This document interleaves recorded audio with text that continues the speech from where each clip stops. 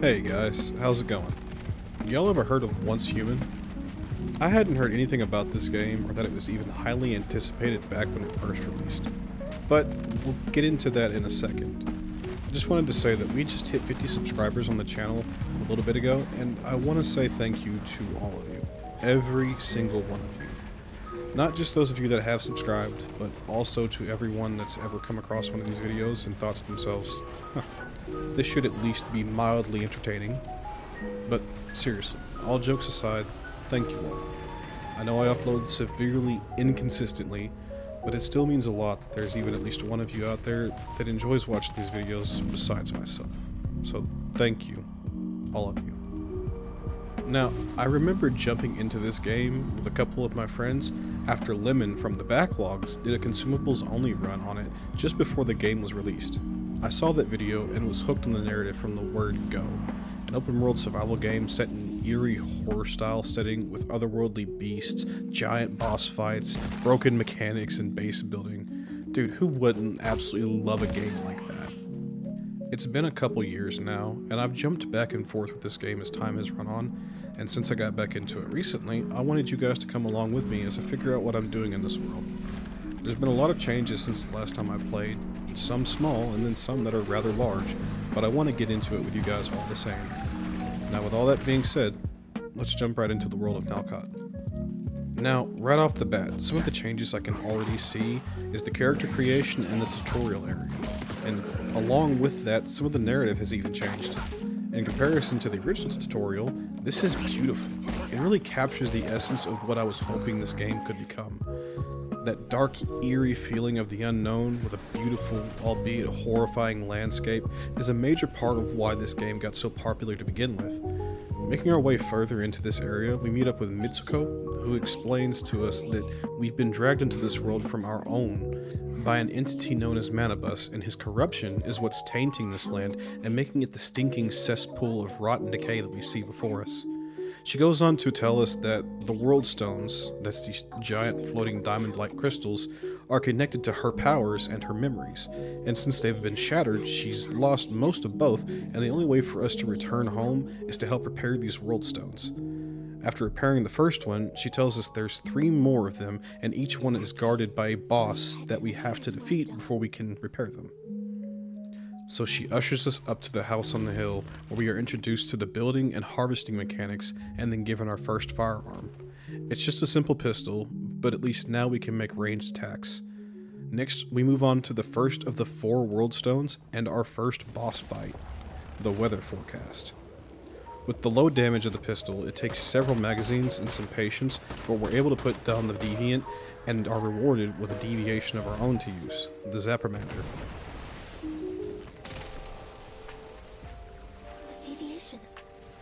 It's probably where that deviant got his power. This thing is actually really cute. It's like a little cloud-like axolotl that can shock the piss out of you. I want it. I want one so bad. The game then goes on to show us how to use the securement facility and synchronize deviations to be used in our territory or in combat. Next, I have to fight my way through more deviants to get to the next World Stone.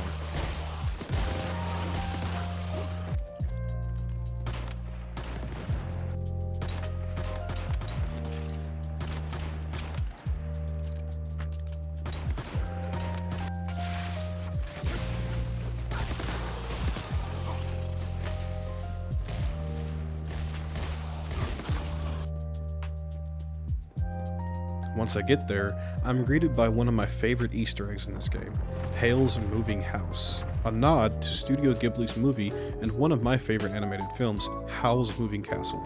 And again, it takes some time because the weapon we're using is only tier 1 and the damage output is fairly low. I even tried using grenades at one point and it just did not work.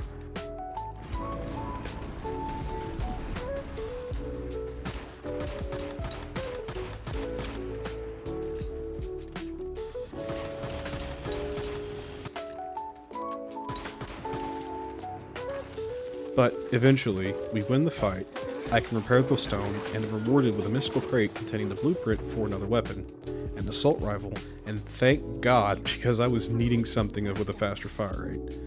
Mitsuko then tells us to meet her back at the old house, and the game has us teleport back to the first boss arena using the world stone that we repaired. When I got back into this game, I wasn't exactly sure why they made the unnecessary change to the teleport pads. Now that I'm playing through the tutorial again, it makes more sense why they would do that. And it wasn't just the port pads, it was the rift anchors and settlements as well.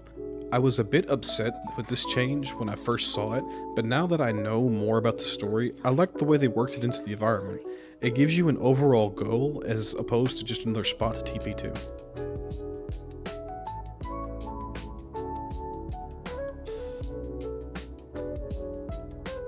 Manabus is a powerful foe, but you are someone who can make the impossible happen. I used the workbench to craft the AR and some ammo and make my way to the next area where I met with another boss fight and a world stone to repair.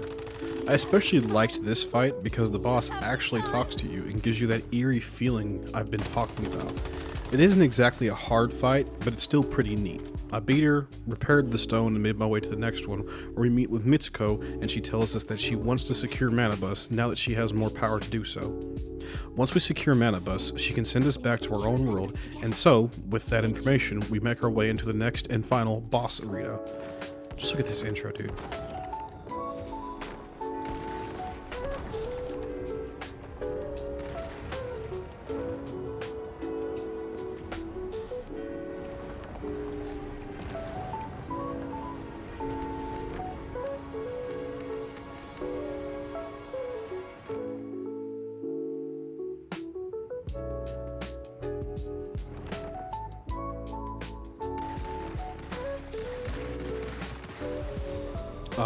I love this game's visuals. I think the audio was a bit bugged, but I'll get into that in a little bit. There are more bugs to come with this. Now this fight may have only taken me 5 minutes to complete, but jeez dude, that 5 minutes felt like it was an hour. With a gun that's this low damage and a boss's health pool that's that large, it just was chipping away at it the whole time. But eventually, we won the battle, and Mitsuko makes the attempt to win the war, but is unsuccessful. She tries to secure Manabus, but he escapes, and with it, our chance to go home as well. But, that's a rather large but, silver lining of it all is that life has returned to Eternal Land, and because we helped save it, we're welcome here anytime we need respite.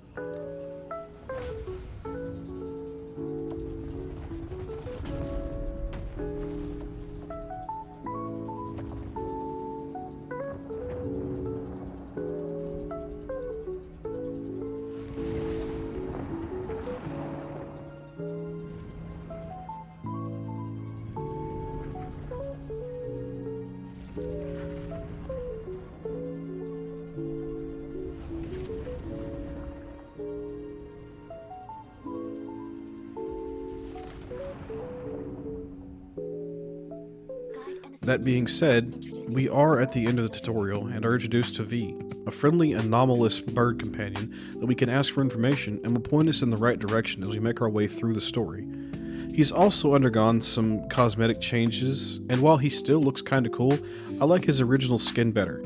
I don't know if the change was done to fit the story as well, or if it was simply for the hell of it, but I'm still not a fan.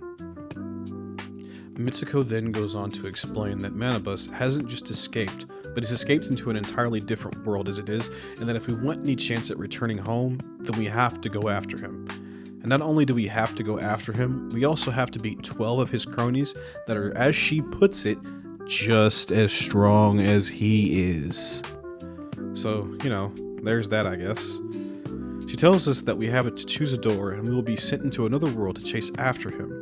These worlds are the different scenarios that Once Human offers for us to play through, and each scenario gives us a chance to explore multiple different playstyles and mechanics. For now though, I'm going to choose the Manabus scenario since I am the most familiar with it, and it was the very first scenario that Once Human actually had offered.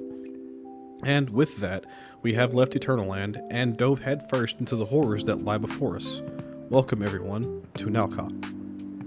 Now, I think this is where I'm going to end this video off here. I really like this game, and I'm happy with a lot of the narrative changes that they've made thus far.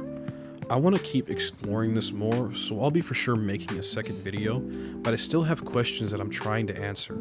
These 12 abominations that I have to fight, They're the great ones from the original story, or have they added more bosses that are even stronger than that? Are they also counting the bosses you fight in the securement silos?